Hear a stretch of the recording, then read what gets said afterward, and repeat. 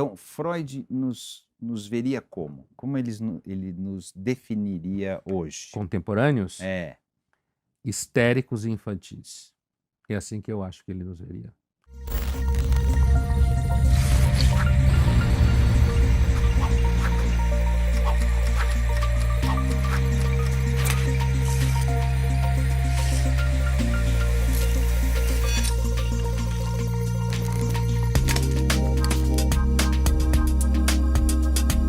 Olá, começa agora o Quem Somos Nós, o programa para quem tem prazer em conhecer. Você pode ouvir todas as conversas sobre a natureza humana desses últimos 3 anos no Território Adorado, na Casa do Saber, no quemsomosnós.com.br ou ainda no podcast. Mas a partir desta série, você vai poder também assistir o Quem Somos Nós no YouTube. E a série de estreia, também em vídeo, na minha opinião, está muito interessante se o que você procura na vida é conhecimento. Nós vamos conversar com Hannah Arendt, Camus e muitos outros, incorporado pelos maiores especialistas brasileiros, como Franklin Leopoldo Silva, Leandro Carnal, Clóvis de Barros Filho e por aí vai. Hoje nós temos aqui Freud na pele de Luiz Felipe Pondé.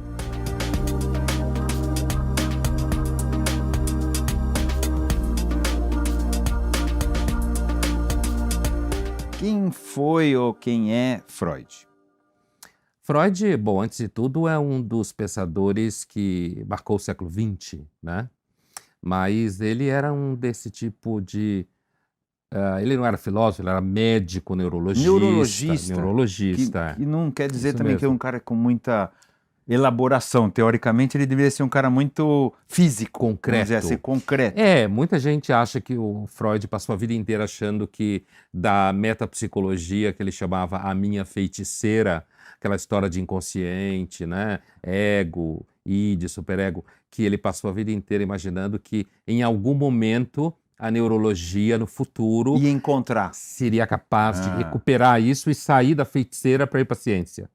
Ou seja, que em algum momento você poderia encontrar nos Aonde estaria o ego, aonde estaria o é. id. Não é assim, mas em algumas coisas aconteceram aí de determinadas áreas do cérebro comandarem emoções. Ele estava meio certo. Ele estava meio certo. Do ponto de vista do tratamento enquanto tal, ele acabou se afastando muito de qualquer ideia de uma psiquiatria mais materialista, organicista, né?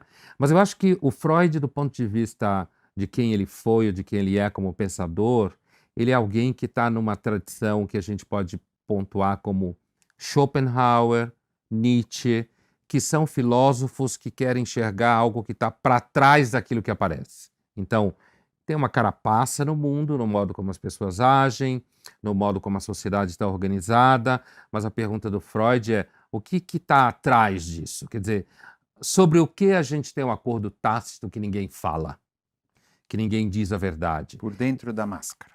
É, isso mesmo. Eu lembro de uma cena daquele filme maravilhoso chamado Freud, Muito Além da Alma, né? Uhum. Do John Huston. Montgomery Clift faz o papel do Freud.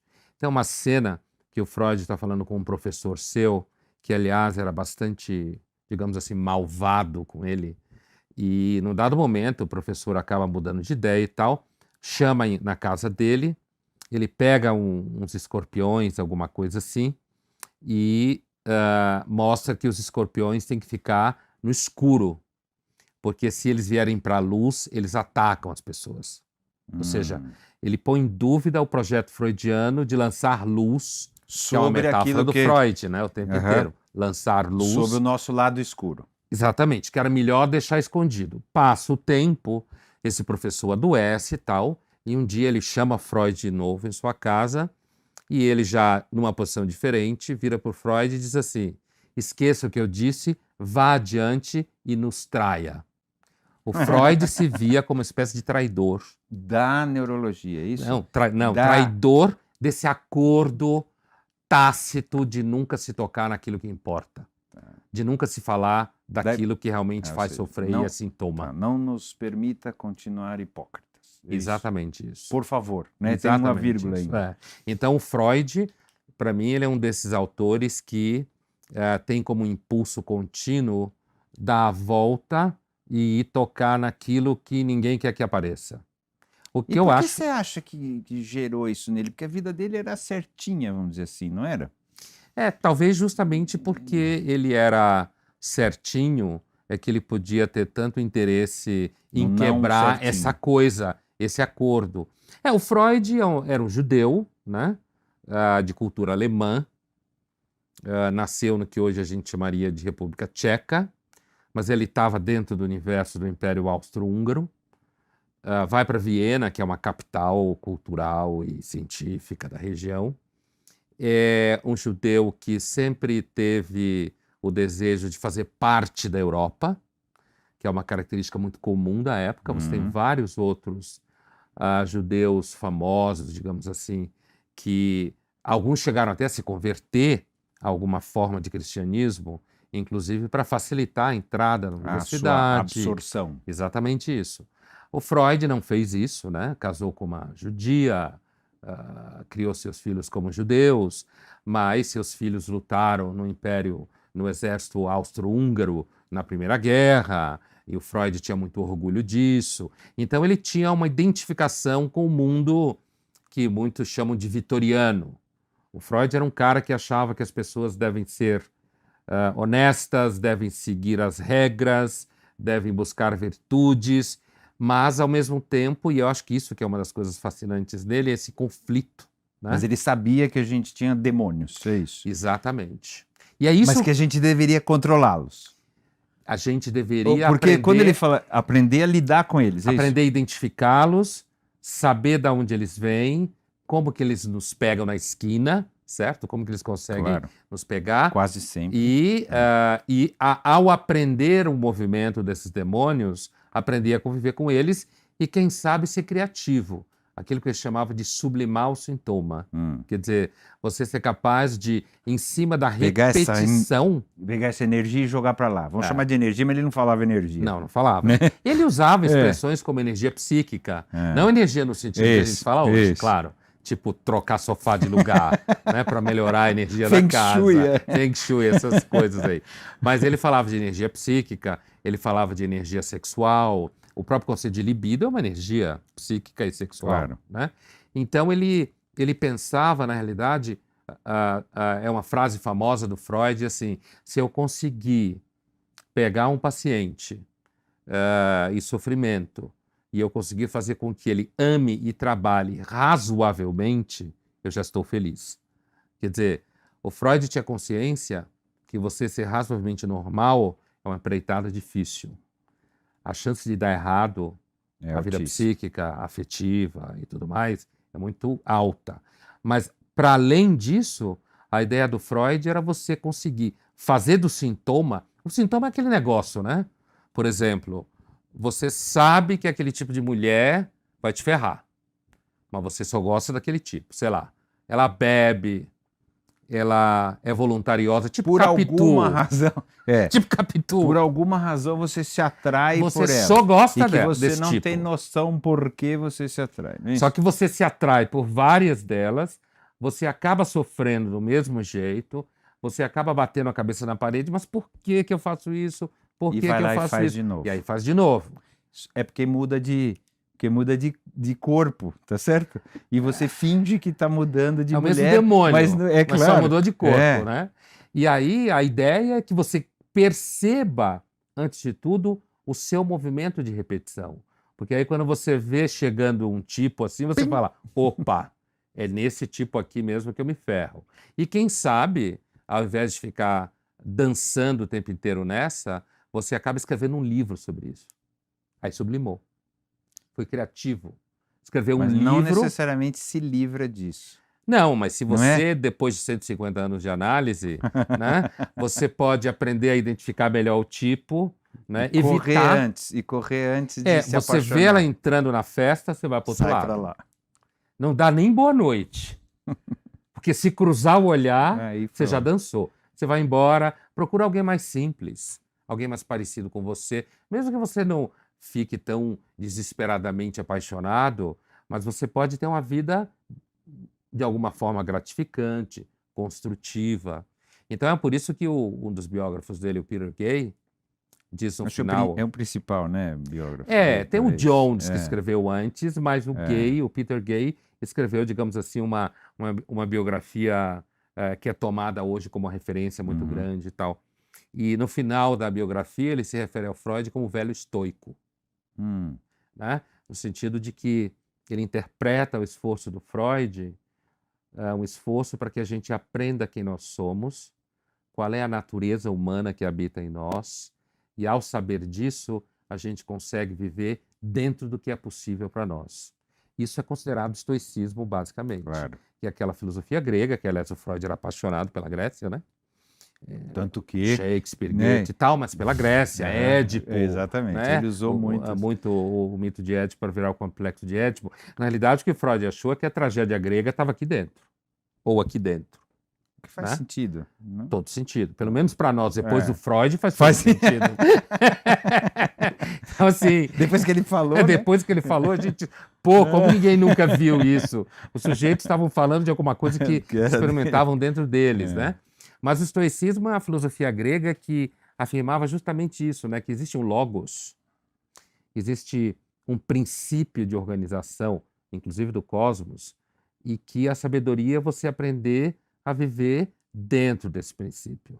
Não tentar ser o que você não é, não tentar negar certos princípios que movem a nossa natureza humana, mas conhecê-los e aprender a viver dentro deles. Então dá a ideia, às vezes, de que é uma certa resignação, que é uma vida De alguma maneira é. submetida. De alguma maneira é, não é? O estoicismo. Porque no final você não pode transformar o que é, não é isso? A ideia é que você não pode transformar porque você vai bater num rochedo, que aliás é uma imagem muito comum. É maior do que a gente, não é isso? Beyond my control. Não é Que é o isso? que sempre importa na vida. É. O que é beyond our control. Não é isso? Assim, é maior do que a gente e que a gente, de alguma maneira, tem que aprender, ter a humildade de entender isso, né? Sim. E isso. Mas não necessariamente se submeter. A ideia não era essa. Era poder lidar com isso. Lidar, e há um nível de transformação que o pressuposto é o seguinte: ao, de alguma forma, conhecer melhor a sua história do inconsciente, aquilo que te formou, qual é o seu romance familiar, como fala o Freud, que vai lá no complexo de Édipo, que todo mundo conhece, ao ser capaz de se apropriar disso em alguma medida, que estaria lá escondido no inconsciente, você se transforma porque você deixa de ser ignorante sobre sua história. Em relação a isso. A transformação está aí. Não é que você muda a Muda o história que você aconteceu. sente, não muda. Claro. Então, é por isso que é uma espécie de, se a gente estivesse falando em filosofia antiga mesmo, ou qualquer forma de espiritualidade antiga, a gente diria que há uma transformação espiritual nisso. Não no sentido religioso. Não, claro. Freud é um dos caras que construiu o ateísmo contemporâneo, mas no sentido de que é um processo interno, que você passa a ser uma outra pessoa em alguma medida. Porque ele tem uma crença, então, que o conhecimento e o falar sobre o conhecimento, porque para ele era muito importante a questão, que a palavra era transformadora, não é isso? Sim. Nos muda. Sim. O que é um pouco naif, não é? Se você... Porque às vezes a gente atinge esse estágio de conhecimento e de alguma maneira fica com muita dificuldade. Você sabe, mas não consegue. Faz. Sim. Não é isso? O que, em algum momento, pode lhe trazer até um certo desespero. Porque você vê que você está indo em direção ao buraco. Era melhor não saber. Era melhor antes. Né? Assim, ignorance is bliss. Exatamente. Como falam os americanos. Né? Porque assim, não é muito verdade que quando a gente toma conhecimento, a gente transforma. Isso... verdade que isso sem esse conhecimento, não há a menor chance de transformação, não é isso? Sim. Mas o conhecimento em si, ou até a palavra, não funciona assim. Isso dentro da história do Freud e da construção da psicanálise no Freud, especificamente, no começo o Freud é muito mais, digamos assim, crente. Ele começa achando que a hipnose, né? Começa a usar a hipnose. É isso mesmo. Ele acha que hipnotizando o paciente, fazendo o paciente falar em hipnose e você você acessaria alguma coisa... E aí transformava, saía do sintoma.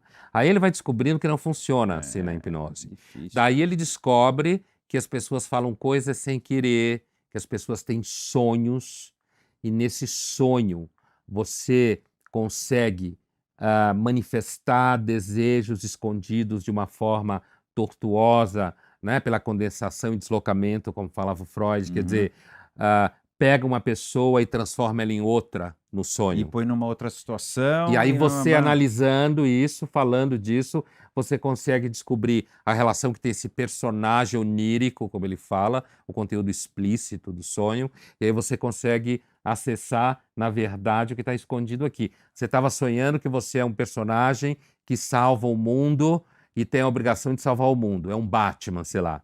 Mas, na verdade, esse sonho aqui está falando do seu sentimento de abandono, para ficar no Batman. Porque os pais morrem na frente dele e tal. Então, o sonho de virar um Batman, na verdade, está falando do seu sentimento de abandono, de que você quer ser um super-homem para ultrapassar superar esse problema. Então, o Freud chega nesse momento, que é onde vai nascer a psicanálise mesmo, não na hipnose, de que ele acredita que se você escutar o que o paciente fala sem querer falar, os famosos xistes, né?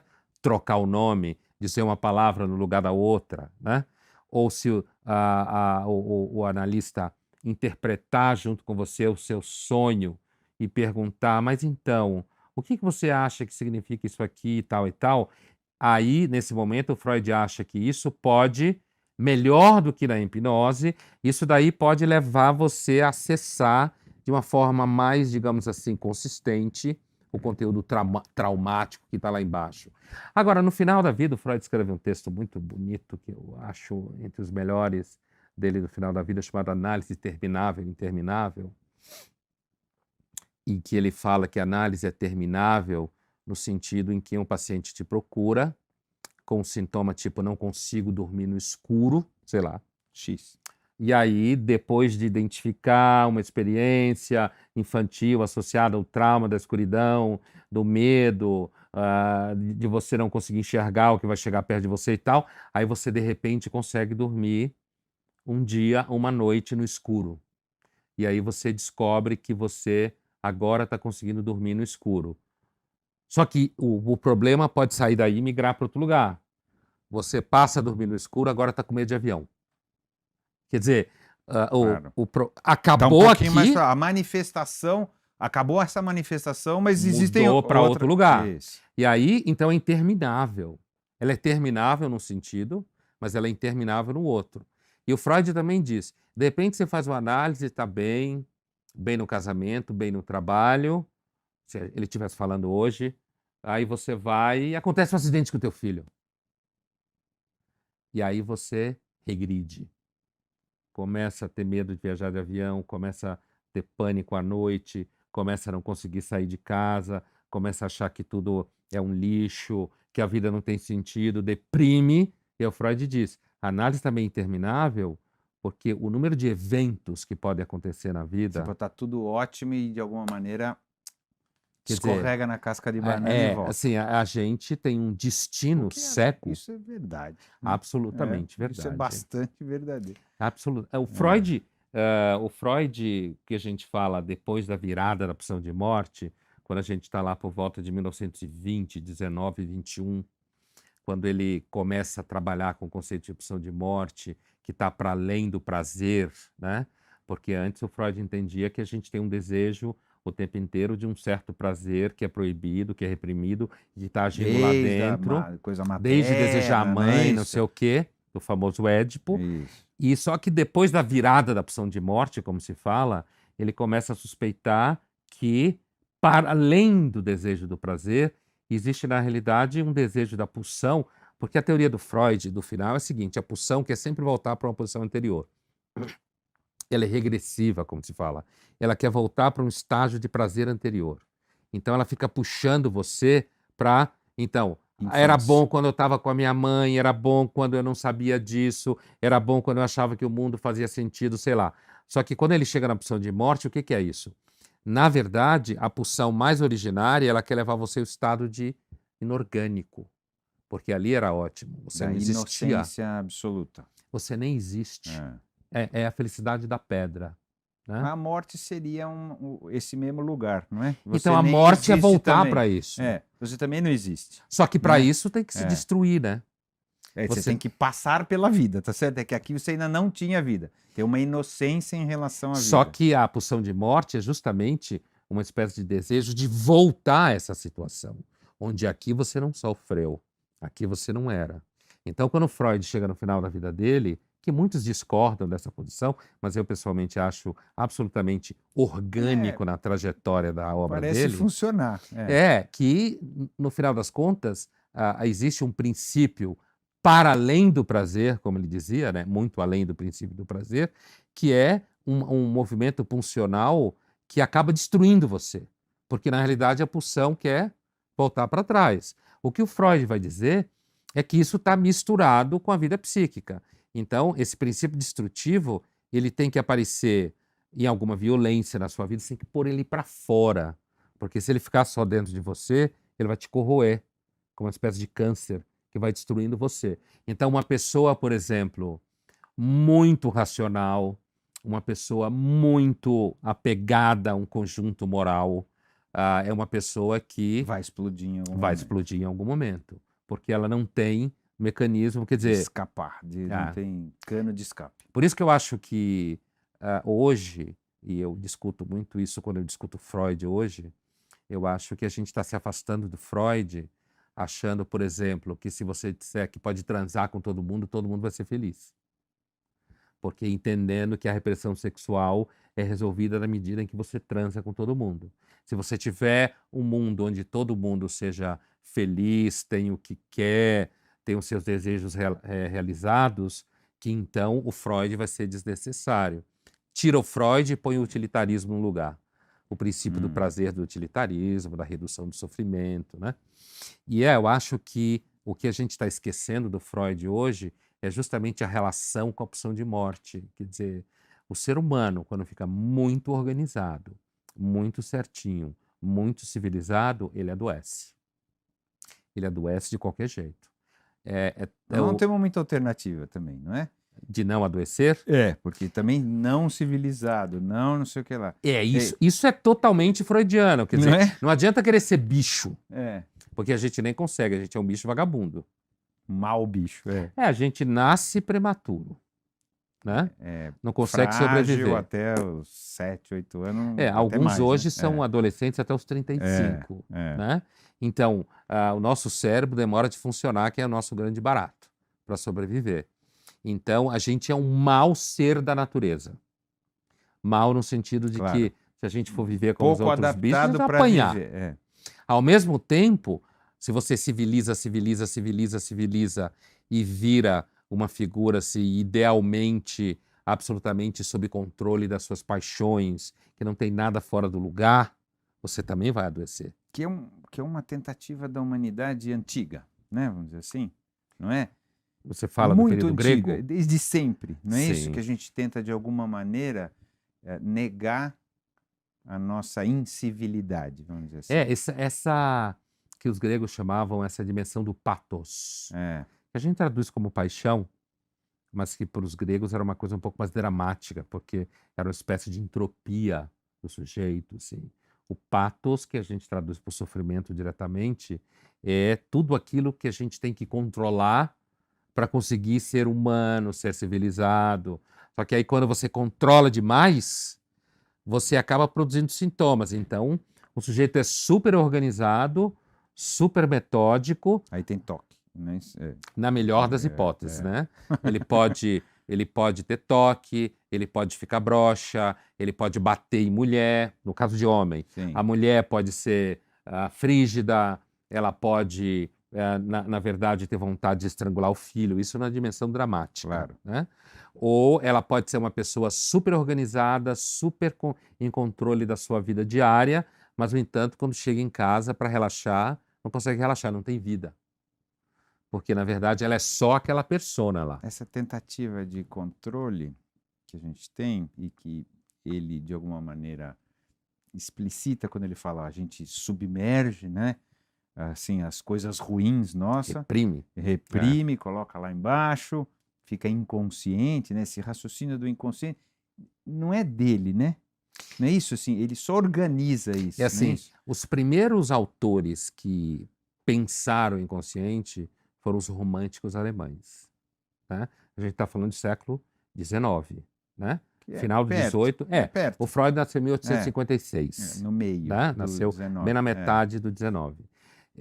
Essa herança de imaginar que existe uma dimensão no humano que transcende a razão, transcende aquilo que ele conhece de si mesmo, Isso. portanto que a gente chama de consciência, Uhum. e que na realidade é o que o move, certo?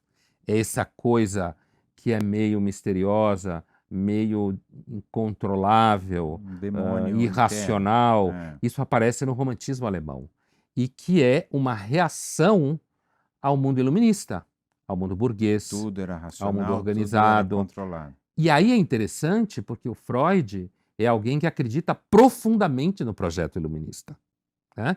Ele acredita numa sociedade organizada, ele acredita em pessoas responsáveis, ele acredita na ciência como aquela que traz luz para a vida e para o conhecimento, mas ao mesmo tempo ele é uma espécie de alma cindida, o Freud. Ele assume que nós somos bestas feras Que tem uma de coisa alguma aqui coisa. embaixo, É. e nesse sentido ele é bastante fiel ao romantismo, que tem uma coisa aqui embaixo que você não consegue controlar esse cavalo selvagem. Você consegue, às vezes, Direcioná-lo. aprender como ele funciona em algumas situações e tal, mas é isso aqui que faz seu coração bater, como diriam os americanos. Quer dizer, é isso que põe você em movimento, que na realidade diz o que você deseja. Então, por isso que eu falava há pouco que o Freud é um exemplo de um pensador que ele sustentou duas posições aparentemente opostas, contraditórias. Uma que é importante ser civilizado, que é importante buscar ordem na vida. Mas é um desejo, não é? Isso é um desejo. Querer isso. Querer ser civilizado, querer ordem na vida, mas ao mesmo tempo ele é aquele sujeito que pega a intuição romântica e faz uma espécie de ciência disso. Descobre como funciona esse inconsciente, que os românticos entendiam que era uma espécie de alma misteriosa, selvagem, ancestral, inclusive, que o Jung vai pegar esse viés, ancestral no sentido, inclusive, coletivo. Mas o Freud é aquele que vai, pela primeira vez, dizer, olha, isso funciona assim, aparece no sonho assado. Não é à toa que, quando ele publica em 1900 o seu Interpretação dos Sonhos, o primeiro volume inteiro é uma análise de teorias religiosas e supersticiosas dos sonhos, para depois chegar no seu segundo Não é volume. bem assim. Ele quis ser científico, não é isso? E ele quis recuperar o que a gente chama de estado da arte. O que já se falou até hoje sobre sonho? Está errado, mas tem uma coisa certa. O sonho significa alguma coisa.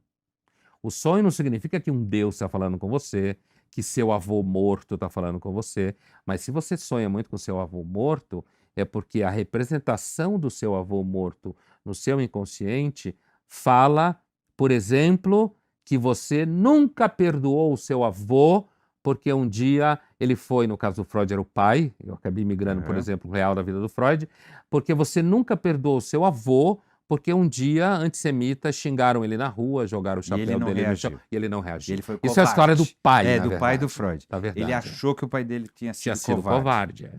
E aí ele teria ficado a vida inteira remoendo e graças a isso ele teria descoberto a psicanálise. Quer dizer, graças a coisas como essa, não somente coisas como essa, mas isso justificaria os sintomas que ele teria tido, como desmaios para entrar no cemitério, dificuldade de estabelecer um vínculo afetivo com o pai, ou seja lá o que for. Aí ele descobre a causa que está escondida aqui, ó. Na verdade, era um afeto destrutivo, de vergonha do pai, de sentimento de nulidade. Talvez de uma má interpretação dele. Ele era uma criança, então, né? Uma das nossas tragédias... Então, é uma loucura isso, porque o filho tem uma má interpretação a respeito do pai. Não necessariamente o pai foi covarde, pode ter sido sábio naquele momento. Provavelmente foi. Provavelmente foi, tá certo? Então, assim, e de repente isso transforma a visão que ele tem do pai, transforma... É de uma injustiça isso absoluta. Mas a injustiça maior de fundo disso é que aquilo que vai deter, isso é uma intuição da psicanálise profunda, inclusive para além do Freud, no sentido dos outros psicanalistas e teóricos, que é o seguinte: aquilo que vai ser essencial na sua vida vai te marcar quando você não tem condição de avaliar. Isso. É Não é uma uma loucura tragédia. É isso? uma tragédia. Porque você É. passa a vida inteira arrastando um Revivendo, problema arrastando. que você não tinha condição de resolver. Isso. Porque o Freud era um menino, ele não tinha como enfrentar os arruaceiros antissemitas. O pai dele, Provavelmente estava diante... protegendo, tá certo? Estava fazendo o certo, vamos dizer assim. E virou um covarde Mas aos olhos do bastardo, menino, tá certo? que queria que o É. pai fosse poderoso e fosse lá e batesse nos caras que o xingaram de judeu porco Nós e não temos sei o como quê. sair disso? Sair dessa situação, É. pro Freud, É.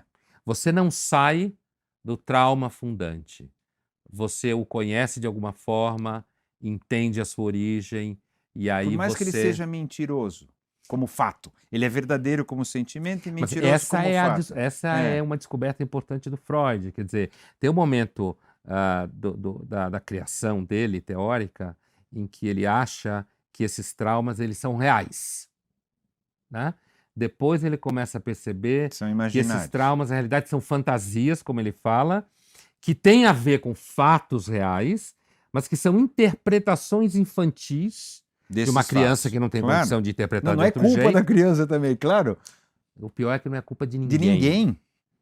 Esse é o problema. Mas aí você fica preso nessa fantasia. Então, curar, você quer ver psicanalista ficar doido e perguntar o que é cura, né? Mas assim, Porque né? não Assim, existe esse a conceito, rigor não né? existe É. cura. O que existe é você, como o Freud fez, ele criou a psicanálise porque, em parte, o pai dele foi covarde aos seus olhos. Quer dizer, ele descobriu o sintoma dele, ele aplicou por analogia a outras pessoas, ele teve coragem de ir ali onde para ele era insuportável, em olhar para o menino que foi humilhado pela suposta covardia do pai diante de uma situação histórica e social que é o antissemitismo, e dali isso não significa que ele apagou a história dele, não significa que ele passou a amar mais o pai por causa disso, mas significa que ele foi capaz, em alguma medida, de saber a história dele. E quem sabe ser criativo em cima disso. E não repetir isso lá na frente. Não passar para os filhos, mas não tem como, não? Em alguma medida você Ah. passa, mas a ideia é que se você é uma pessoa... Veja, é uma outra discussão. A psicanálise serve para quê?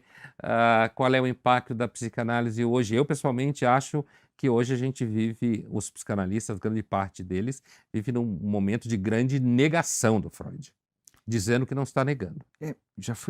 Inclusive, já foi mais literal a negação, não é isso? E Freud passou por um refluxo enorme. Tem teóricos que negam Freud mesmo. Desacreditado, quase uma coisa superada, não é isso? E Sim. depois até acho que agora voltou um pouco e se admite que ele tem uma importância grande. Mas teve um período onde Freud era negado assim, recentemente, quase inclusive, charlatanismo, não é isso? Uma coisa assim meio mágica, não sei o quê. Isso. Eu acho que a terapia psicanalítica hoje ela tem concorrentes muito sérios, no sentido de que a freudiana, mas não só a freudiana, tem concorrentes muito sérios, que é uma terapia longa, com resultados quase do detalhe, né? A gente até poderia quase parafrasear o Talmud e dizer que, como o Talmud diz, que Deus está no detalhe, dizer que a cura está no detalhe. Quer dizer, ela é muito lenta, sofisticada, cara. Indiscutível também. Enquanto hoje as pessoas procuram por remédios que façam com que resolvam rapidamente. elas vivam o final de semana bem. Se na segunda elas vão estar na merda, elas tomam outro na terça, né? Ou terapias que foquem na queixa e diga para você, olha, muda de bairro. Claro. Né? Muda de uma amigo. coisa curta que te resolva uma questão específica do dia a dia, o que também não está errado. Né? Na verdade, necessariamente, porque o que as pessoas querem é resolver os seus problemas do dia a dia. A infelicidade é tão grande que há espaço para tudo, né? O sofrimento é tão grande que, dependendo do momento, você pode fazer uso de uma coisa ou de outra. É que, do ponto de vista da psicanálise, quando você não vai ao coração do problema, você está tamponando o problema, como se diz. Na realidade, mas como ele não vai resolver nunca, não tem isso?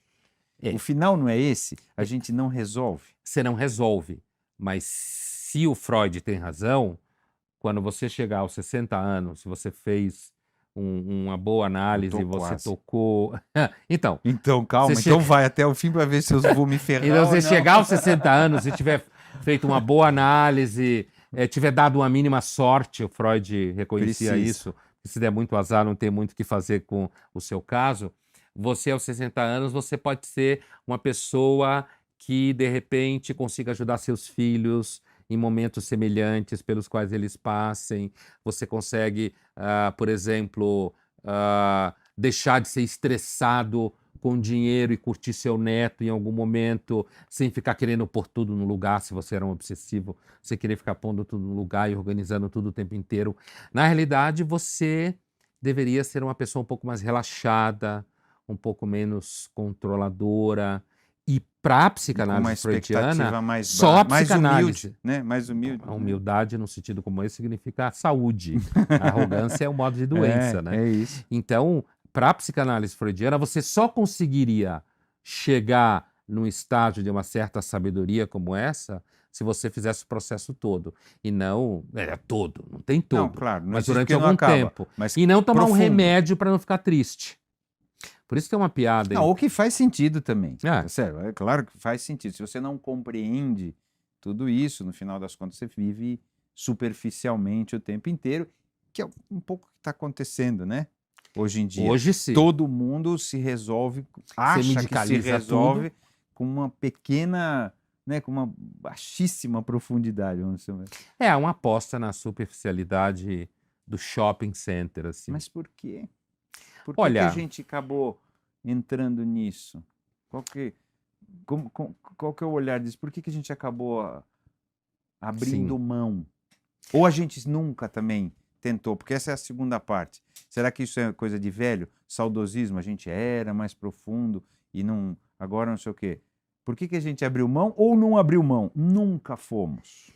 Eu acho que essa questão é uma questão bastante ampla. Primeiro, eu acredito que sempre pessoas mais velhas tiveram a sensação de que os jovens sabiam menos. Né? Independente da época histórica, pelo simples fato de que isso é, em alguma medida, fato. Quando você tinha uma sociedade estável, um pouco inercial, me refiro ao mundo pré-capitalista. E de velocidade, é isso? No sentido que é lenta.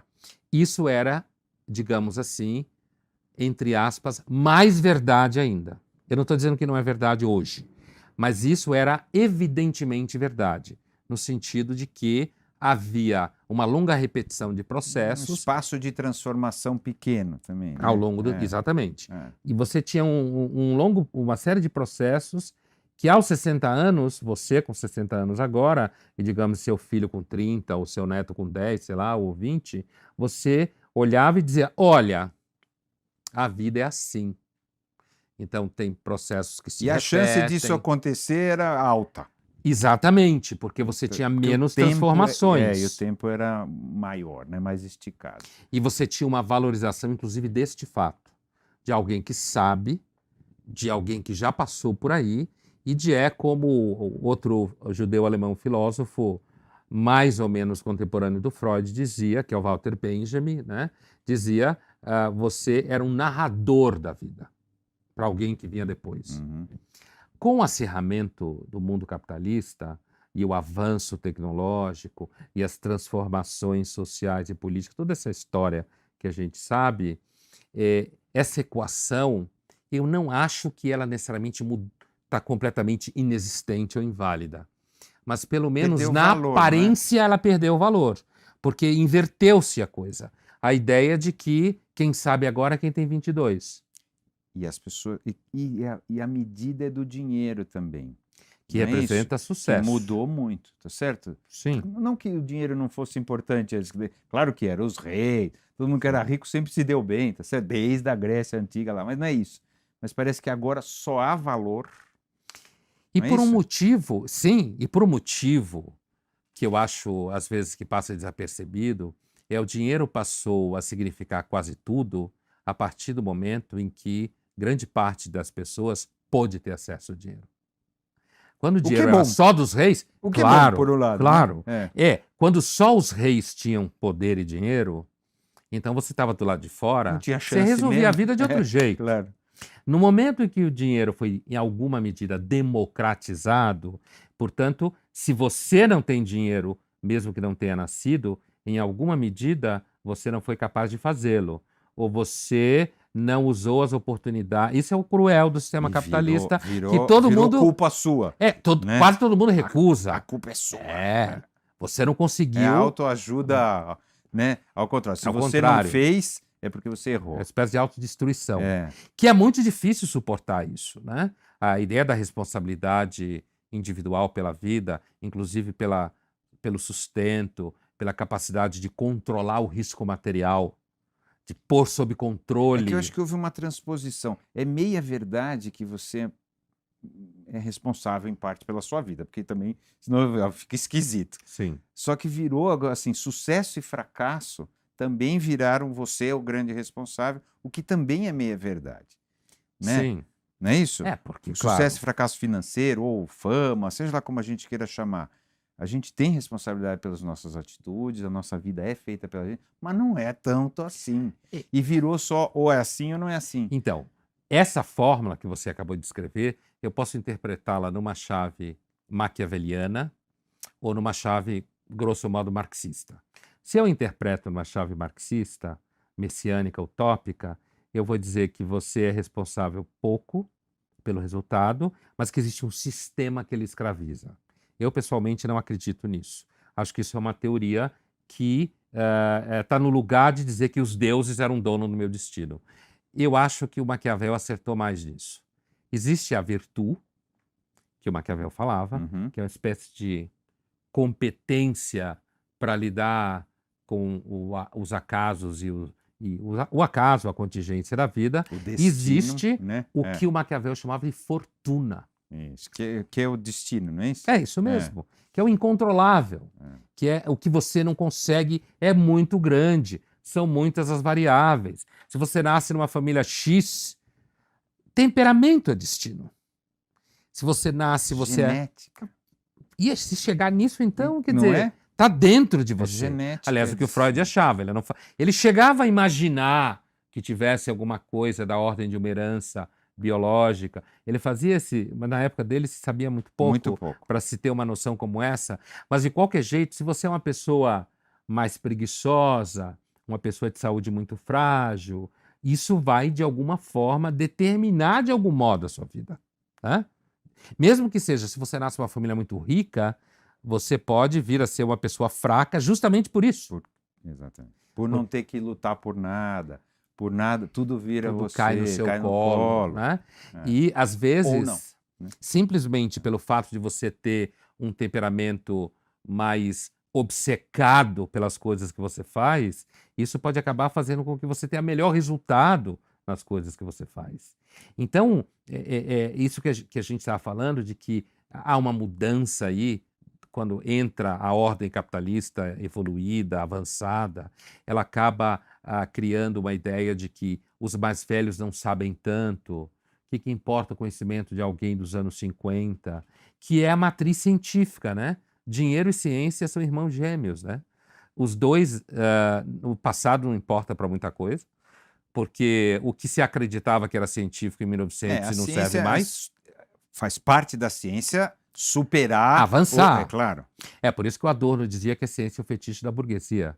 Quer dizer, quando o burguês acorda deprimido, ele lê uma matéria sobre ciência e fica feliz. Porque ele olha para aquilo e diz assim, olha o que eu criei, né? Fui eu que criei o avanço da ciência e agora a gente vive 250 anos, mesmo que vá deprimir, mesmo que não vá ter muito sentido na vida, mesmo que os vínculos afetivos estiverem meio dissolvidos, mesmo que exista um sentimento de isolamento muito grande numa sociedade bastante avançada e tal, tudo bem, mas a ciência dá a chance de você chegar aos 80 anos e tomar remédio Existe uma direito. crença de que a ciência e tecnologia vai resolver tudo, hoje em dia. Sim. Não é isso? Não, tudo bem, nós O que estamos é uma com um ilusão. problema, mas a tecnologia tem resolvido. Temos fome, a tecnologia vai resolver. Qualquer coisa. Agora, hoje, essa ideia, sob a luz do Freud, assim, me parece um pouco infantil, não é isso? Que a gente tem Sem dúvida. um elixir que vai Não, deixa, calma. Nós temos tecnologia. Tecnologia vai resolver. Sem dúvida, porque para o Freud existe uma instância, digamos assim, transhistórica ou atemporal, Hum, que é justamente essa natureza do inconsciente, essa dimensão meio autodestrutiva do homem, essa característica de estar sempre faltando alguma coisa que ele quer e ele nunca consegue chegar lá, que isso daí, a ideia de que você vai conseguir resolver esse desejo que nunca é resolvível, isso daí vai criar um tipo de fantasia específica. Esse tipo de fantasia específica vai levar você a achar que se a gente inventar um remédio para viver 150 anos, a gente vai ser feliz. Só que quando a gente estiver lá pelos ou se derrubar 88, um governo, tudo vai ficar bom. tudo vai Ou mudar. a gente tem uma infantilidade geral das soluções definitivas. Sim, Não é ainda isso? mais no mundo contemporâneo, onde você é chamado a ter essa ilusão. É. Você é chamado a ser responsável pelas mudanças. Quando alguém quer dizer que está melhor, fala em inovação. É uma coisa enlouquecida no mundo Eu também acho corporativo. muito chato isso. Palestras de inovação, que a gente está avançando e tem tal. técnicos em inovação, Você tocou especialistas numa em coisa, inovação. quando você fala de derrubar o governo, que eu ia falar, que assim, existe uma outra esfera que me parece que se manifesta essa espécie de impulso utópico pela solução do problema homem, Pum! que é a Agora, política. resolvemos. Que é a política. Não só na tecnologia, mas a ideia de que uma política democrática que dê chance a todos, que dê voz a todos, de alguma forma vai redimir os problemas do homem. Então, se você determinar que a partir de amanhã, todos devem ser felizes, todos devem ter todos os direitos, que isso de fato vai transformar o homem, vai criar um outro homem. Então, daí vem as ideias do tipo, a histeria só existia na época do Freud. Hoje não existe nenhum problema com relação ao gozo. Ninguém mais hoje tem problema de achar o sexo sujo, como as histéricas achavam na época do Freud. E aí eram incapazes de fazer sexo, ficavam paralisadas. Não, hoje ninguém mais vai achar o sexo sujo. E aí, muito louco, você tem toda uma discussão política sobre sexo que afirma que o sexo não existe, é tudo gênero. Tudo construção No social. momento, essa é a discussão, né? Então, eu acho que isso é pura que- histeria. Se o Freud vivesse hoje, Ele se ele olharia tivesse dessa hoje maneira. olhando isso, ele ia olhar para esse debate e dizer que não tem diferença entre os sexos, que não existe homem e mulher, que tudo é construção social, que é tudo trans. Ele ia olhar para isso e ia ver a histeria em operação aí. Por que a histeria? A negação do sexo, a negação da diferença do sexo, a negação do caráter insuportável do desejo sexual, de que você deseja, mas nunca consegue exatamente fazer aquilo que você quer, ou quando você consegue. Você tem outro desejo. O Schopenhauer dizia que o desejo tem duas formas de humilhar você. Um é impedir que você o realize, dois é realizá-lo. Então, eu acho que o Freud, se vivesse hoje, ele ia olhar para toda essa histeria política e essa ideia de que a política resolve tudo e de que o corpo é uma representação social, de que na Mas realidade... você acha que ele está nesse nível? Não é mais assim, quando você fala da democracia, todo mundo, não sei o que lá, é aquela ideia, é uma porcaria, mas é melhor que a alternativa, não é isso? Que Não, o isso do Churchill ponto de falava. vista... Isso não há, do né, ponto de vista da indiscutível. história política, isso é indiscutível. Isso é indiscutível. Isso é indiscutível. Só que, ao mesmo tempo que isso é indiscutível do ponto de vista da forma institucional do governo, existem todas as fantasias acopladas a esse fato. Então, a ideia de que se a democracia... Vou dar um exemplo. Na educação, por exemplo. A ideia de que se o professor for aquele que discute o conteúdo da aula com os alunos, que constrói, digamos assim, o programa com os alunos, que é aquele que vai construir o conhecimento com os alunos, do ponto de vista da educação, na realidade, esse professor vai virar um preguiçoso vagabundo. Ele não vai dar aula, ele não vai ser responsável por nada que acontece na sala, e ele vai entregar todo o processo na mão dos alunos. Imagina se na Casa do Saber o professor chega e diz, olha, eu vou dar um curso sobre Maquiavel, sei lá. Eu não conheço Maquiavel e vamos construir o conhecimento juntos. Então, mas você está tirando um sarro, porque no final não é exatamente assim. Não, na Não é prática, isso? Pode ser assim, a pessoa pode virar um vagabundo, pode não sei o que lá. Na hora que você transforma a ideia, porque uma coisa é a ideia de que antiga, de alguma forma, de que o professor deve ser Sabe tudo. autoritário Não é o e caso sabe também. tudo. É. Outra coisa é quando você simplesmente dissolve qualquer relação de hierarquia, Ou de de autoridade, mas não autoridade. necessariamente. Autoridade não quer dizer autoritarismo, né? Evidentemente Autoridade num que não. conhecimento. Tá certo? Só que a gente não É. sabe nem direito mais como isso se constrói. Como é que você constrói uma noção de autoridade? De fato, precisa de tempo para construir uma noção de autoridade. Quando você está falando de uma instituição, o professor está no lugar do professor. Hoje é muito comum um aluno virar e dizer assim: eu fiz uma prova X e o professor me deu 4, sei lá. Mas eu tenho certeza absoluta de que tudo que eu respondi está certo. Por que ele sabe mais do que eu? Os alunos falam isso hoje em dia. Mas isso não tem. O Freud não é culpado quando ele dá a ideia de matar o pai, da ideia de matar a autoridade. O culpado não. Desculpa, porque não foi ele que inventou isso. Não foi ele que inventou. Mas transformar isso numa coisa. Bom, mas é natural. Eu tenho que matar o pai. Eu tenho que matar o professor, não é isso? Na realidade, o processo se dá de alguma forma na sua totalidade. Não é simplesmente se você matar, entre aspas, o professor pelo gozo de matar o professor. Senão você está lá no Totem Tabu, você está lá na pré-história mítica do Freud. Mas sim, se você matar o professor, porque na realidade você vai se transformar nele. E não é isso que acontece. A fala, quem disse que ele sabe mais do que eu, tem uma função única: retirar de mim o sentimento de mim, aluno, pensando de mim como aluno. Okay. Retirar de mim o mal-estar de achar que eu errei. Ou de ser ignorante. Qualquer mal-estar. Como se ser ignorante fosse. É a condição do aluno é ser ignorante. Senão não seria aluno. Em alguma medida. É uma condição de não saber. É claro. É uma condição de não saber. Só que, na hora que ele sofre, porque ele teve uma nota aquém do esperado, então, quando ele questiona supostamente a autoridade do professor para ter avaliado e dado 4 para ele não está no processo que o Freud tinha na cabeça. No processo de você olhar no olho do seu desejo de matar o seu pai, no seu processo dolorido de perceber que seu pai não sabe tudo, no processo dolorido de perceber que ele é um castrado, como fala na linguagem freudiana. Portanto, não é aquele super que você achava o máximo e sofria ao mesmo tempo, porque ele era muito maior do que você. Você não está num processo de autoconhecimento de alguma forma. Não. O aluno que fala isso, ele só quer não sentir-se mal com o fato que ele fracassou na prova. Ele só quer eliminar a instância que aponta a falha nele.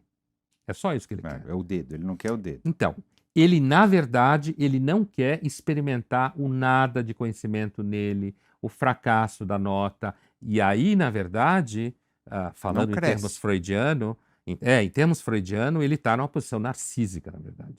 Eu acho que a nossa cultura contemporânea, quer dizer, não sou isso que eu acho, você tem um cara chamado Lesch, que em 79 pega o conceito do Freud e transforma em categoria operacional de análise social, em 79, num clássico. Depois ele escreveu muitas outras coisas, mas eu estou me referindo à cultura de narcisismo dele, do Christopher Lasch, de 79. Na realidade, eu acho que hoje a gente vive numa cultura bastante narcísica, que é pessoas que, na verdade, ao invés de enfrentar o buraco que tem nelas, nega esse buraco o tempo inteiro e mata tudo que, por acaso, faça com que ela entre em contato. Lembre que tem esse buraco. Isso aí.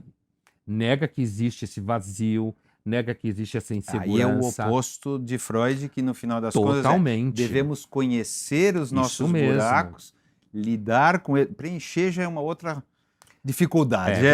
É outra promessa. É outro problema. Isso, é outra promessa. Mas de alguma maneira era isso. E hoje a gente vive da ideia de que, tudo bem, pode ser até que eu tenha buraco, mas eu não quero saber disso. Ou então, quem diz que eu tenho um buraco, na verdade, é um outro que criou em mim a ideia que eu tenho um buraco. Que eu não tenho. Que, na verdade, eu não tenho. O cara sente que não tem. Na verdade, é um discurso, sei lá, opressivo de alguma forma. É um elogio da ignorância, é isso? Por quê? Porque é tão duro. Porque eu nego a ignorância. E por que isso virou bom? Não, eu nego. Mas por que isso virou bom? Porque pensando em termos freudianos, porque de alguma forma a análise da cultura fracassou. Análise no sentido freudiano, quer dizer. A análise fracassou. A cultura contemporânea, talvez inclusive por conta em parte da sociedade de consumo, que fica o tempo inteiro te oferecendo solução, Nega a reflexão também, é isso? nega o buraco. E nega assim, não dê tempo para refletir, é isso? Não tenha tempo para refletir. Sim, compre alguma coisa. Isso. Compre, inclusive, um livro que diga para você que não existe isso, ou que existe etapas. Ou então, um livro que diga para você que é o arranjo político que faz você se sentir assim. Se você tiver um outro arranjo político sem opressão, você não vai se sentir assim. Então, quando eu digo que me parece que, do ponto de vista freudiano, a análise da cultura fracassou, na verdade, Freud foi abandonado como alguém que analisa a cultura, que analisa a cultura como resultado do sintoma humano. Que sintoma é esse? A tentativa contínua de negar o sofrimento. A tentativa contínua de negar esse buraco do A inconsciente que está aí. incerteza, não é? De negar a incerteza, não é? A gente não busca... No plano da análise exterior, É. você nega que existe uma variável de incerteza. E mesmo vai as, estar aí. as próprias incertezas, não é isso? Fica muito difícil lidar com tudo isso, então a gente resolve... A gente... ou resolve de outra maneira, que é mais simples, mas não resolve. Assim, se você Para imaginar... onde vai dar tudo isso? Assumindo que o caminho está sendo esse, ou seja, a negação de Freud, vamos dizer assim, a Uhum. negação do que o Freud falava, assumindo que a gente está caminhando para isso mesmo e que isso vai virar universal no sentido de todos de alguma maneira, estamos caminhando para isso. Onde acaba isso? Eu acho que o autor que percebeu onde isso acaba, ainda que numa fórmula de algum modo datada, porque ele vivia nos anos 30 quando escreveu, e, portanto, ele estava pensando num formato de poder político e sociedade fascista e totalitária, centralizadora, mas guardando-se digamos, esse arcabouço datado do romance, acho que quem mais chegou perto de perceber onde isso vai dar foi o Aldous Huxley no Admirável Mundo Novo. Foi ele que chegou mais perto. Quer dizer, uma sociedade... Ele errou porque não é o Homogênea. Estado, É. é o Estado associado ao mercado.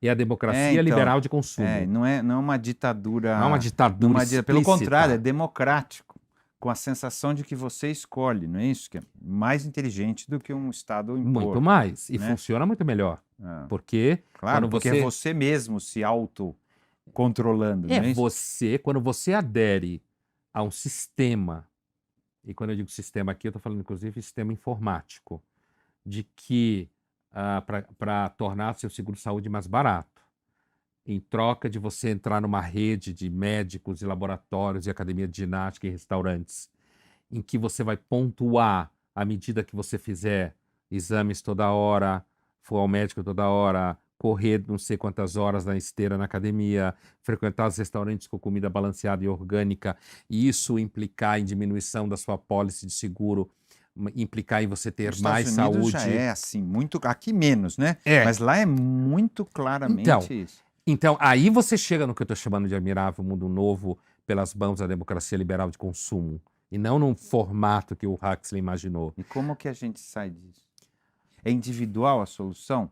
Você acha? Aí voltamos para a autoajuda, sim ou não? É individual? Ou seja, não, eu serei o rebelde. Eu acho que a gente não tem saída. Eu acho que a gente não tem saída. A gente não. A saída individual, ela já é em si um produto. A saída individual é utopia romântica. Eu vou ter uma casa em Gonçalves. Certo? Mas para eu ter uma casa em Gonçalves, eu tenho que ter uma economia rodando que mantém minha casa em Gonçalves. Você aluga ela no Airbnb de vez em quando para poder pagar a casa em Gonçalves. E você vai, aí você experimenta uma natureza, mas não pode muita gente. Se tiver muita gente fazendo isso, daqui a pouco você vai lá, tá que nem Campos no inverno, lotada de gente. Ou aquelas polêmicas de eu vou para lá... Não, mas aí você migra para próximo. Então, isso já tem próximo. Então, aí você vai indo à medida que casa no campo, esses lugares vão ser... a utopia romântica. Eu vou me isolar do mundo. Mas o mercado já te oferece opções românticas. Você já pode... Desde o romantismo de passar 3 dias em Roma, até você ir para uma pousada fazer nada, como se fala o turismo do nadismo, em que você vai para uma pousada em Floripa para ficar 5 dias à frente da praia pensando em nada. Eu acho que não tem solução, não tem saída. Estamos todos enredados nisso. Assim, na verdade, uma das coisas que me encantou... Nós vamos perder a oportunidade de lidar com os nossos buracos, é isso? Eu acho, não que a gente perde na sua totalidade, não é isso que eu quero dizer. Eu acho que, em alguma medida, algumas pessoas, por uma série de razões, sorte, azar, questões variáveis de fortuna. contexto, a tal da fortuna do Maquiavel, você pode, em alguns momentos, ser mais capaz do que outros de Escapar disso conseguir aí. lidar melhor com essa negação, esse denial, como os americanos falam, Uhum. né? Com o conceito do Freud, de Uhum. viver em denegação o tempo inteiro, dizendo que aquilo não existe, que você não está sofrendo, que aquilo não está ali. Agora, eu acho que algumas pessoas podem conseguir um pouco melhor. Em termos sistemáticos, de sistema social e político, E de volume, vamos dizer assim. acho difícil. Acho difícil porque, por isso que eu falava antes, Mas isso significa que nós vamos destruir o planeta, é isso?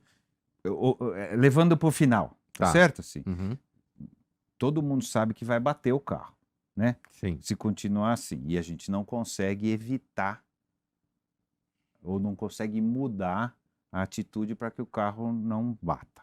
Então, significa, se a gente for radicalizar esse raciocínio, vamos destruir, nós vamos nos autodestruir em algum momento, vamos destruir o planeta, não sei se nessa ordem, tá certo? Não vai funcionar. Não olha, é isso? assim, primeiro, sendo freudiano, quando eu dizia antes que a análise da cultura fracassou, no sentido freudiano, Aham. significa que a cultura, se em algum momento ela teve alguma chance de se tornar um pouco mais consciente da sua dimensão destrutiva, autodestrutiva e narcísica, parece que sumiu. Ela optou por comprar, comprar, comprar, inventar, não só comprar, inventar utopias que deixaria todo mundo feliz, né? Resolver assim Os Os problemas. problemas demoram para resolver. E a gente optou por fingir que eles se E alguns resolvem. não têm solução mesmo. A solução é saber que eles não têm solução. E saber cope com Lidar eles, com isso no coração. essa angústia, É. né? Então, mas voltando à tua Aham. pergunta, na primeira resposta eu diria que, no sentido freudiano, a análise da cultura contemporânea tem fracassado porque a cultura contemporânea optou pelo contrato utilitarista. O contrato utilitarista é aquele que acha que a equação humana é resolvida na medida em que você reduz o mal-estar e otimiza o bem-estar. Tá. E tanto que os utilitaristas também falavam de princípio do prazer, muito antes do Freud. Só que o princípio do prazer dos utilitaristas é mais evidente. É a ideia de que o homem é movido por um princípio. Que princípio é esse? Rational choice, como eles falavam. Isso eu estou falando autores que viveram na virada do 18 para o 19. Jeremy Bentham, John Stuart Mill, certo? Uhum. Então, assim, A base do liberalismo também sim, depois, John certo? Stuart Mill é um claro, dos pais do liberalismo. Deus, Então, assim, a ideia de que o homem, o que move o homem é reduzir o mal-estar e otimizar o bem-estar. Portanto, se você resolver essa equação, o homem estará bem. Então, a impressão que eu tenho é que a análise da cultura fracassou porque a gente porque acreditou a nisso. cultura preferiu o utilitarismo. Ou seja, ao invés de fazer o caminho todo e perceber que o prazer é mortal, certo? Que ele pode ser mortal, que o desejo pode ser desejo de morte, no sentido de voltar àquela Uhum, condição anterior da matéria inerte. Eu estou falando freudianamente Aham, mesmo, né? perfeito. Então, assim, ao invés de fazer esse caminho que é muito mais doloroso, muito mais complicado, e que, na verdade, o resultado não é onde você chega, mas é o processo. O resultado não é o paraíso, né? Senão não temos o paraíso. É o processo. Claro. Ao invés de fazer esse caminho, me parece que a cultura contemporânea, leia-se nós, certo? Não estou falando que é a cultura lá. Alguém. Estou falando de não nós. é uma coisa demoníaca. É isso aí. Nós optamos pelo contrato utilitário. E nesse contrato utilitário, um dos resultados pode ser estourar o planeta. Mas a gente pode também chegar à consciência de que nós devemos tomar conta do planeta. O problema é que isso é uma frase, outra coisa é como realizar isso. É interessante. O Herman Melville, que escreveu o famoso livro Moby Dick e tal, Uhum. que está inserido na tradição protestante americana de pensar o mal, né? Na literatura, como Nathaniel Hawthorne, com a Letra Escarlate antes dele. É interessante que o romance da baleia está inserida num momento econômico em que as baleias estavam praticamente em extinção, porque o óleo das baleias era usado, Para acender lâmpadas, né, tudo, nas cidades tudo e era com etc. óleo de baleia. E aí descobriram o petróleo. O petróleo salvou as baleias. A descoberta do petróleo salvou as baleia. baleias. Menos dos japoneses. Em Mas alguma assim, medida sim, senão hoje elas não existiam Nem mais. existiriam mais. Até 1850 elas tinham desaparecido completamente. E agora o petróleo vai matar tudo. O século XX não teria conhecido as baleias. Né? O petróleo salvou as baleias. O que eu quero dizer com isso é o quê? Uma descoberta tecnológica salvou de extinção um animal específico. Eu acho que há um viés da tentativa de solução de problemas de sustentabilidade que passa pela ideia de que soluções tecnocientíficas farão com que a gente encontre princípios energéticos, não no sentido do Feng Shui, né? Princípios energéticos que façam com que a gente faça energia limpa. Isso. Essa é a base do raciocínio. Aí pessoas que leem e escrevem revistas como Vida Simples vão dizer que isso já está aí. Pessoas que comem comida orgânica chegarão à conclusão que se você não matar nenhuma vaca, o mundo vai ser salvo. Certo? Agora, como que você pode deixar 7 bilhões de pessoas felizes? Eu acho que o problema do planeta começa na insustentabilidade do desejo humano. E estou sendo freudiano de novo. O desejo humano é insustentável. Quando você tem 7 bilhões de pessoas desejando plenitude, satisfação, em algum momento isso explode. Vou te contar uma história. Em 2012, eu fui cobrir o Rio +20 para a Folha, um dos caras que estava cobrindo.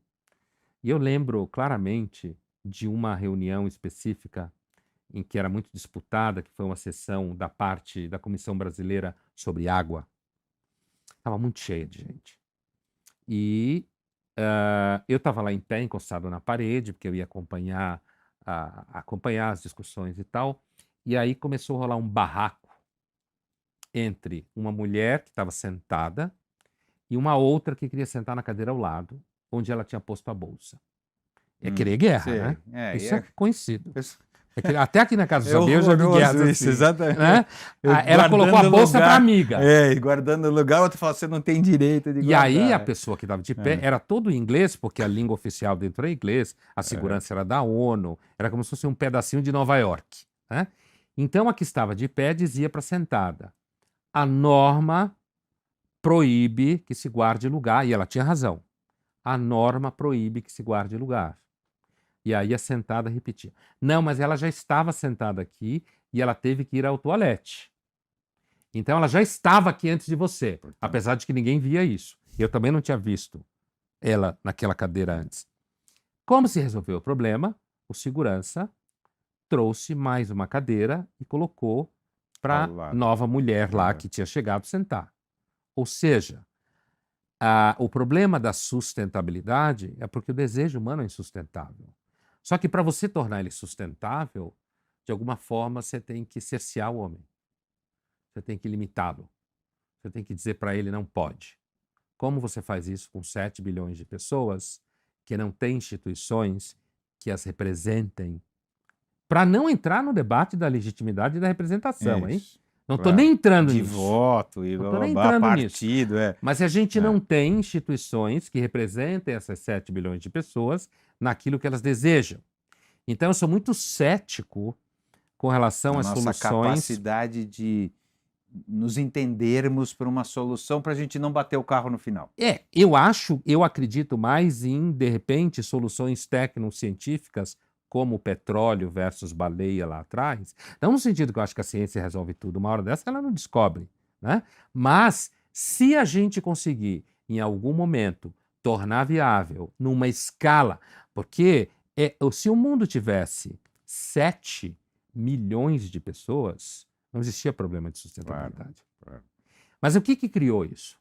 Melhor medicina, mais longevidade, menor mortalidade infantil. Tudo de bom, né, na verdade. Tudo de bom.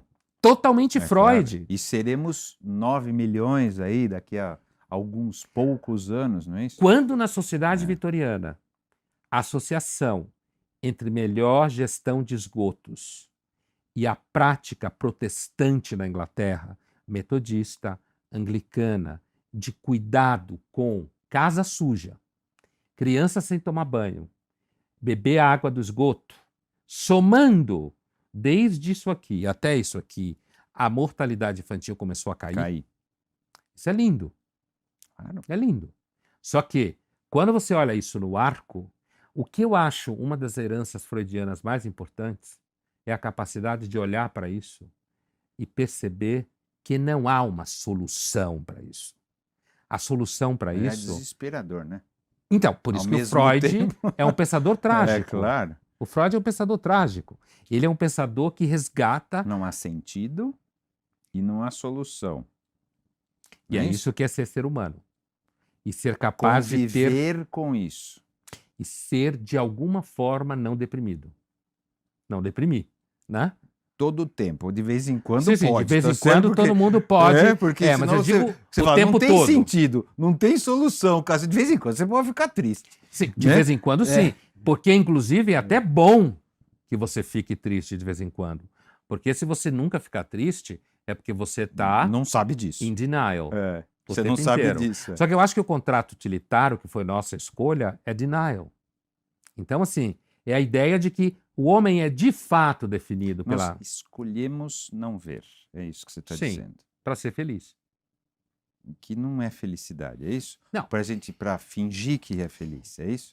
É porque, na realidade... É difícil acreditar que é felicidade, não é? é- Ou eu estou sendo assim, meio ingênuo agora, de falar assim, não, mas se o cara não se conhece, então ele não consegue ser feliz de verdade. É só uma casca de felicidade.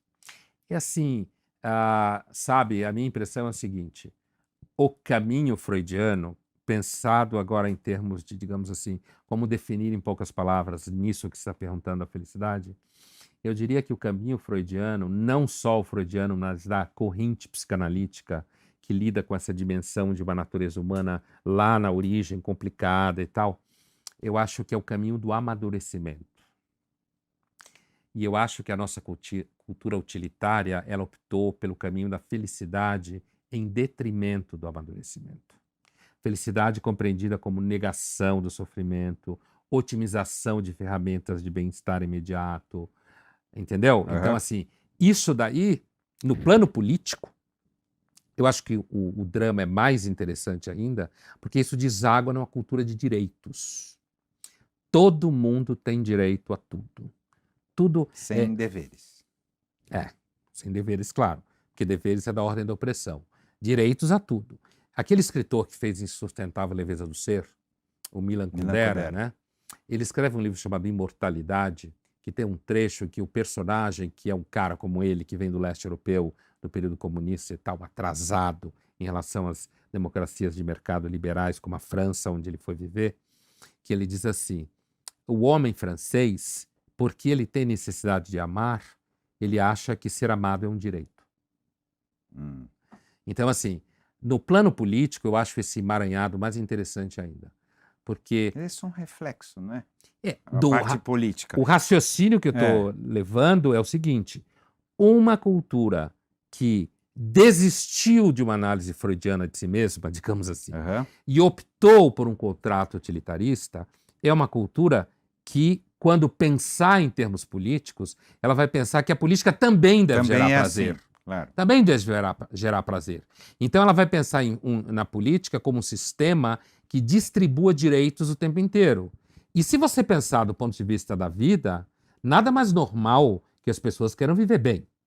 Não, claro, a ideia é essa, tá certo? A procura é essa. Nós estamos falando sobre comos, não é isso? Sim. Só que quando você pensa na lógica do direito enquanto tal, não do direito lei, mas do direito nesse sentido, essa lógica dos direitos está sentada numa estrutura econômica aqui embaixo. Os direitos são tão caros quanto uma bolsa Prada, certo? Claro. Então, se você não tem uma estrutura econômica, e economia é uma besta, economia é a ciência da escassez. Então, onde eu percebo a dimensão infantil da solução do mundo a partir da cultura do direito? Porque ela nega a escassez dos recursos aqui embaixo. Ela sonha com um mundo sustentável, onde 7 bilhões de pessoas vivam como americanos, não exatamente como americanos, Não, claro, mas tenha à claro. disposição Claro. a abundância dos americanos e com direitos suecos. É um bom sonho, não é isso? Então, Do ponto de vista até quase religioso, assim, de sermos todos de alguma maneira do ponto de atendidos vista freudiano, é um sintoma em de que a negação gente é contínua. infantil. Infantil, exatamente isso. É um sintoma denegatório de uma situação insustentável em que, para eu produzir essa camada de direitos aqui em cima que manteria todo mundo numa Suécia eterna, você tem que ter uma riqueza aqui embaixo, Que não existe. produtiva continuamente, que vai dar a explosão do planeta em algum momento. Não dá para todo mundo. Mas se eu digo que não dá para todo mundo, eu estou afirmando desigualdades de todos os tipos, o que politicamente é duvidoso. Certo? E mesmo até eticamente, você fala, por que é quem deveria estar... Né? Tem uma discussão complicada aí. Porque a Porque pergunta... é desejável que a gente possa viver, não num estágio drogado o tempo inteiro, não nesse sentido. Um pouco mais igualitário, mais justo, mais, né, com tudo. Mas parece difícil da gente montar essa equação. A pergunta... Tem uma forma mais fácil de montar isso. Você monta um governo central que decide quantas pessoas ganham e o que elas têm que fazer. Mas aí a gente perde o outro lado. A gente já tentou isso. E não deu certo. Já tentou isso. Não deu certo porque você perde a liberdade e não funciona ponto de vista econômico também. Então, você para de produzir. Nós temos uma situação complicada aí. Temos uma situação porque, complicada. Nada funciona tão bem. De uma civilização que tem experimentado fórmulas, né? E que eu vejo o debate econômico muito desse jeito, quer dizer, o denial contínuo ao fato de que existe economia porque não tem recursos suficientes, associado ao fato de que esse discurso político parece afirmar que eticamente está certo que alguns têm e outros não, o que nos fere, é louco, o que nos fere naquela ideia kantiana de que o mundo ele deve ser racionalmente suficiente. Né? No sentido de que ele não pode ser suficiente para um e insuficiente para outro. Não, é que é feio. Não é isso? O problema é que não tem ninguém que determinou isso. Não existe uma ordem sobre a qual você sustenta. Assim, claro. Então, se a humanidade, em algum momento, se ver reduzida a 1 bilhão de pessoas, é mais fácil ser sustentável. Mas ela só chegará lá se acontecer. Só se acontecer alguma catástrofe. Que também é feia, é uma solução feia. E provavelmente, se a gente passar por alguma catástrofe de uma ordem dessa grandeza, a gente vai regredir em violência, vai ter muito menos direitos do que existe hoje. Inclusive, os homens vão voltar a se matar e as mulheres a morrer de parto. Então, assim, a análise... O futuro não está muito bom. O futuro Ainda bem que a gente vai morrer antes. O futuro nunca foi bom. O futuro é o que ele é. Certo? O futuro é o que ele é. Mas a gente gostaria de acreditar que a gente pode construir e melhorar. Em alguma medida a gente pode. A gente tem feito isso também. A gente fez isso em alguma medida. A humanidade não a gente melhorou. Tem melhores remédios. A gente melhorou de alguma maneira. A humanidade tem melhores remédios. Não é uma ilusão, né? Não é uma ilusão. Não é uma ilusão. Não é um delírio. A gente tem melhores remédios, a gente tem certos avanços políticos, a gente tem uma melhor tolerância à diversidade. A diversidades culturais e coisas assim. Apesar de que, se você pega o exemplo da diversidade cultural, a tolerância na diversidade cultural se transforma na criação de parques temáticos de culturas que não se sustentam por si só, você está criando a insustentabilidade embaixo de novo. Então, assim, não é um delírio que a gente conseguiu, e o Freud acreditava profundamente nisso, né? Que a vida em superstição era ruim. Racionalmente conseguiu, de alguma maneira, melhorar. O que o Freud descobriu é que conseguir racionalmente melhorar carrega consigo o próprio sintoma de ser racional. E o germe da irracionalidade. Né? A razão por si só é um monstro. Isso daí, a ideia de que se você é racional o tempo inteiro, você também é doente, certo? Então, assim, o fato que a gente melhorou, por exemplo, a gente tem mais longevidade. quer ver uma coisa interessante? Sociedades que têm melhor riqueza, melhor ferramentas médicas, né? Melhor gestão pública, Uhum. todos esses elementos que são indicativos de melhoria social ao longo do tempo, sociedades assim, elas têm por característica maior longevidade das pessoas. Aham. Só que elas têm uma outra característica que normalmente não aparece e que eu fiquei 2 anos lendo sobre isso. Escrevi algumas colunas na Folha sobre isso. O nível de fertilidade despenca. E algumas com taxa de suicídio alta também, não é Sim, isso? É. mas eu estou falando fertilidade não por razões biológicas. As mulheres não querem ter filhos. Desejo, no Desejo. sentido de desejo. Ela quer trabalhar, ela quer crescer profissionalmente e a primeira baixa nesse processo é a maternidade. Os homens também não querem muito, porque quando tem filho com uma mulher, tá Mas ligado a ela tesão para também? sempre. Tesão também ou é só reprodução? Eu acho, aí não tem a ver, eu estou me referindo às estatísticas da Universidade de Cambridge, Tá. que não tratam do desejo. Tá. Eu acho que o desejo também tende a despencar. Eu, às vezes, brinco dizendo que nossas avós transavam mais do que nós. Apesar que a gente fala muito, A anda muito sua, pelado. a minha não. A minha não. A minha era pura. Não, olha, eu Assim, tenho 2 avós interessantes. não é Uma brincadeira. casou grávida e a outra foi a primeira ou a segunda sufragete do Brasil. Então, minhas avós eram umas Vieram figuras, firme, né? é. Eram umas figuras. Mas, assim, o que eu quero dizer é que o Nelson Rodrigues entendeu muito a dinâmica do desejo. Está mais perto do Freud do que muito psicanalista Com tá. certeza. Desejo tem a ver com pecado, com interdição, com contraditório, né? Aquela famosa fórmula que a mulher do vizinho é mais gostosa, sabe? Essa coisa no sentido popular que se fala. Então, assim, eu acho que também tende a haver um decréscimo de desejo sexual. Mas não era isso que eu estava me referindo. Eu estava me referindo à estatística da Universidade de Cambridge. Nessas estatísticas aparece de modo muito claro que quanto mais você tem riqueza acumulada, no sentido de melhores condições de vida para o maior número de pessoas da população, menos filho tem. Quando você O que projeta... seria uma solução para o que você está falando no final. Se a gente conseguisse ter esse padrão, teria menos filho e a tendência seria cair a população até uma certa... aumenta a população de idosos, Isso. diminui Aí a cria população problema, de jovens, cria quebra a problema. Previdência. Isso, esse que é outro problema. Eu ia chegar nisso. É. Quebra a Previdência, É. não tem quem pague os direitos dos aposentados. Solução, eu costumo dizer para o meu filho, que acabou de nascer a filhinha dele, que vai fazer 1 ano, a Ela Mini, que vai te sustentar. ela nunca vai se aposentar. O que É isso que vai provável. acontecer. É Vai provável. acabar a aposentadoria. O conceito de aposentadoria vai simplesmente acabar. Porque você não vai ter jovens suficiente para pagar a conta das pessoas que vão viver cada vez mais. Qual é a única solução? Colocar as pessoas para trabalhar cada vez mais e retirar a aposentadoria do cenário. Eu imagino que daqui a 150 anos eles vão estudar a aposentadoria, assim como quem estudava no passado a alta mortalidade infantil, como quem estudava a falta de esgoto. Fenômeno deste momento. Completamente fora do eixo. Propósito. Como que alguém pode imaginar que pessoas têm o direito de ficar 20, 30 anos sem trabalhar porque trabalharam um dia? Em cima de jovens que não têm nada a ver com isso e que são poucos, certo?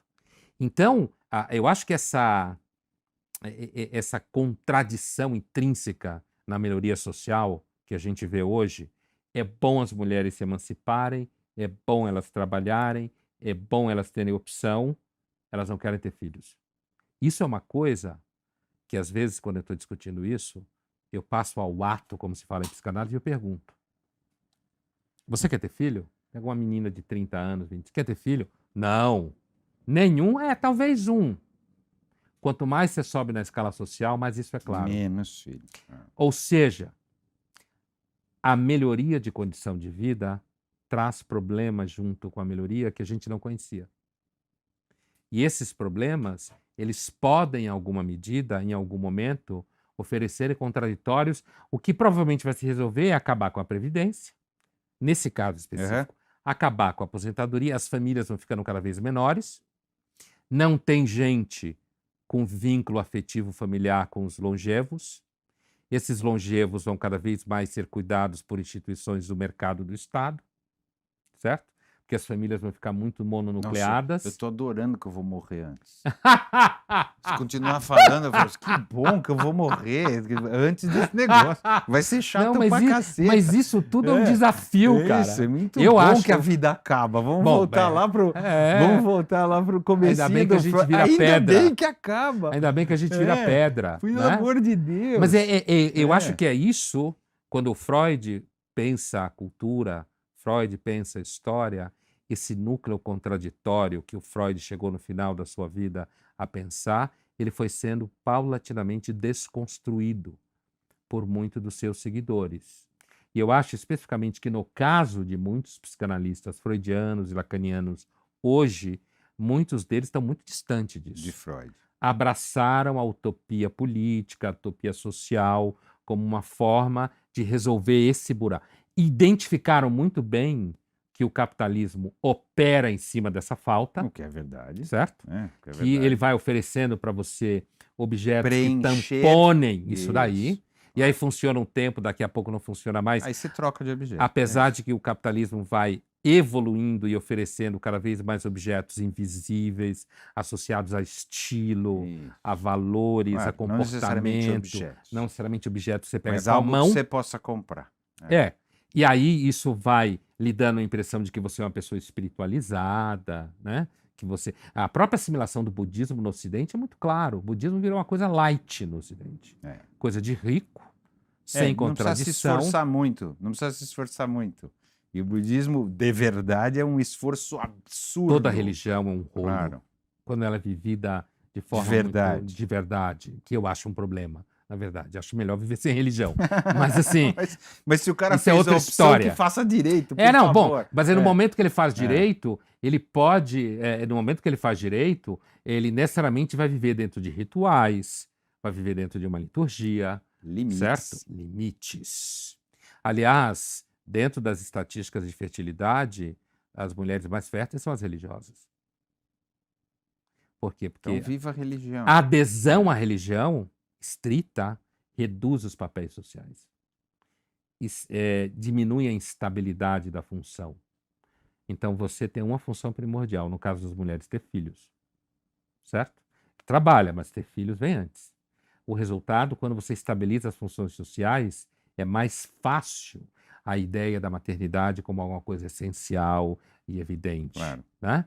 Mas só que, ao mesmo tempo, isso está em confronto com uma ideia de emancipação que é correta contemporânea, que eu acho melhor como solução de vida. Mas o fato de achar melhor, e é por isso que eu acho que o Freud é um autor tão essencial... O subproduto não necessariamente é uma coisa melhor, apesar de ser... Porque também tem essa ilusão. Se eu estou fazendo uma coisa boa, o subproduto é bom. Sim. Mas é bom acreditar nisso também, porque senão fica louco, né? Então, mas assim, porque você fala, se eu estou fazendo uma coisa boa, então a consequência é boa. Mas não é necessariamente assim. Essa é a, digamos assim, essa é a sinuca da maturidade. Quer dizer, é bom acreditar, você não pode viver absolutamente no buraco o tempo inteiro, mas eu lembro de um conto que, quando eu estou discutindo isso do Freud, o Freud era apaixonado pelo Dostoiévski, né? Como todo mundo sabe, escreveu o famoso texto em que ele tem dados errados biográficos do Dostoiévski sobre a morte do pai, mas independente desse, digamos assim, dessa efeméride, ele percebe que o Dostoiévski entendeu o desejo edípico. No Irmãos Karamazov, especificamente. Mas tem um conto do Dostoiévski chamado Sonho do Homem Ridículo, que é um conto tardio, né? 77, 78, Dostoiévski morre em 1881, né? Que ele narra a história de um niilista, personagem tipicamente dostoiévskiano, que acha que o mundo é um lixo, que não vale a pena, que as pessoas são idiotas, e, portanto, ele resolve se matar para provar que ele é livre disso. No dia que ele vai se matar, ele está indo para casa, uma menina puxa ele e pede para ele ajudar a mãe. Esse conto é profundamente freudiano. Olha só.